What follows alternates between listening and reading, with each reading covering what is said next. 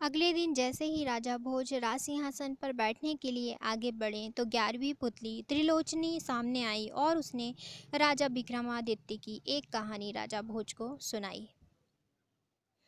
राजा विक्रमादित्य बहुत बड़े प्रजापालक थे। उन्हें हमेशा अपनी प्रजा की सुख समृद्धि की ही चिंता सताती रहती।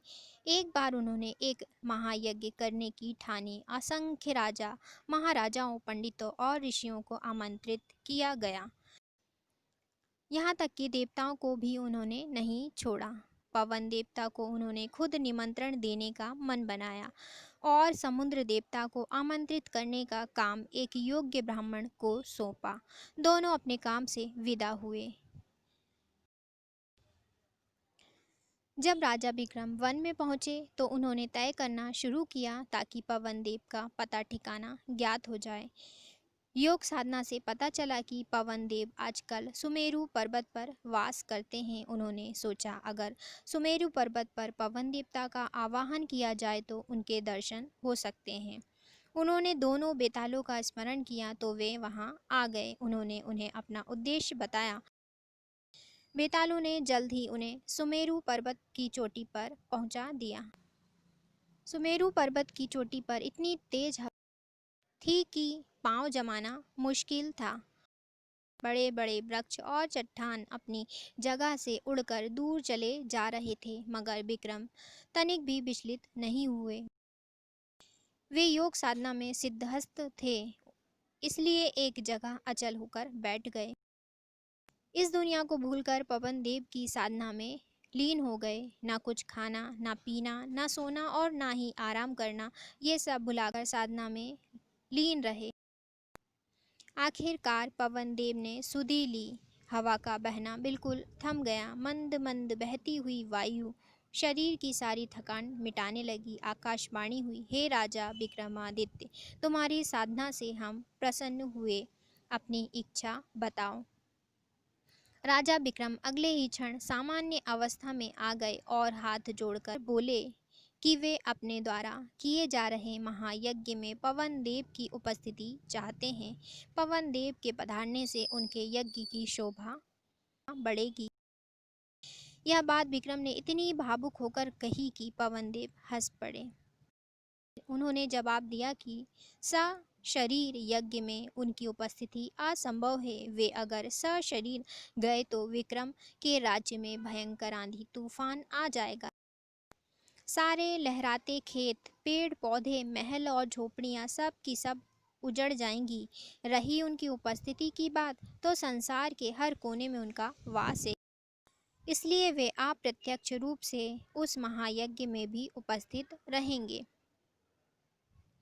राजा विक्रम उनका अभिप्राय समझकर चुप हो गए। पवन देव ने उन्हें आशीर्वाद देते हुए कहा कि उनके राज्य में कभी अनावृष्टि नहीं होगी और कभी दुर्भिक्ष का सामना उनकी प्रजा नहीं करेगी। उसके बाद उन्होंने राजा विक्रम को कामधेनु गाय देते हुए कहा कि इसकी कृपा से कभी भी विक्रम के राज्य में दूध की कमी नहीं होगी। जब पवन देव लुप्त हो गए तो राजा विक्रमादित्य ने दोनों बेतालों का स्मरण किया और बेताल उन्हें लेकर उनके राज्य की सीमा तक वापस आ गए। जिस ब्राह्मण को विक्रम ने समुद्र देवता को आमंत्रित करने का भार सौंपा था, वह काफी कठिनाइयों को झेलता हुआ सागर तट पर पहुंचा। उसने कमर तक सागर में घुसकर समुद्र देवता का आवाहन किया। उसने बार बार दोहराया कि महाराज विक्रमादित्य महायज्ञ कर रहे हैं और वह उनका दूत बनकर उन्हें आमंत्रित करने आया है। अंत में समुद्र देवता असीम गहराई से निकलकर उसके सामने प्रकट हुए। उन्होंने ब्राह्मण से कहा कि उन्हें उस महायज्ञ के बारे में पवन देवता ने सब कुछ बता दिया है। वे पवन देव की तरह ही विक्रमादित्य के आमंत्रण का स्वागत करते हैं, लेकिन सशरीर वहां उपस्थित नहीं हो सकते हैं। ब्राह्मण ने समुद्र देवता से अपना आशय स्पष्ट करने का सादर निवेदन किया तो वे बोले कि अगर वे यज्ञ में सम्मिलित होने गए तो उनके साथ अथाह जल भी जाएगा और उसके रास्ते में पड़ने वाली हर चीज डूब जाएगी। चारों ओर प्रलय सी स्थिति पैदा हो जाएगी। सब कुछ नष्ट हो जाएगा।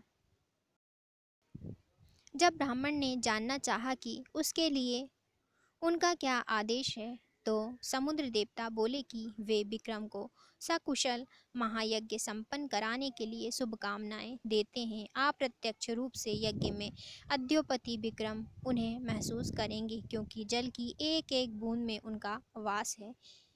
यज्ञ में जो जल प्रयुक्त होगा उसमें भी वे उपस्थित रहेंगे। उसके बाद उन्होंने ब्राह्मण को 5 रत्न और एक घोड़ा देते हुए कहा, मेरी ओर से राजा विक्रमादित्य को ये उपहार दे देना। ब्राह्मण घोड़ा और रत्न लेकर वापस चल पड़ा। उसको पैदल चलता देख वह घोड़ा मनुष्य की बोली में उससे बोला कि इस लंबे सफर के लिए वह उसकी पीठ पर सवार क्यों नहीं हो जाता। उसके मना करने पर घोड़े ने उसे समझाया कि वह राजा का दूत है, इसलिए उसके उपहार का उपयोग कर सकता है। ब्राह्मण जब राजी होकर बैठ गया तो वह घोड़ा पवन वेग से उसे विक्रम के दरबार ले आया। घोड़े की सवारी के दौरान उसके मन में इच्छा जागी, काश यह घोड़ा मेरा होता। जब विक्रम को उसने समुद्र देवता से अपनी बातचीत सविस्तार बताई और उन्हें उनके दिए हुए उपहार दिए, तो राजा विक्रमादित्य ने 5 रत्न और घोड़ा उसे ही दे दिया, क्योंकि रास्ते में आने वाली सारी कठिनाइयाँ उसने राजा की खातिर हंसकर झेली। उनकी बात समुद्र देवता तक पहुँचाने के लिए उसने कठिन साधना की। ब्राह्मण रत्न और घोड़ा पाकर बहुत खुश हुआ।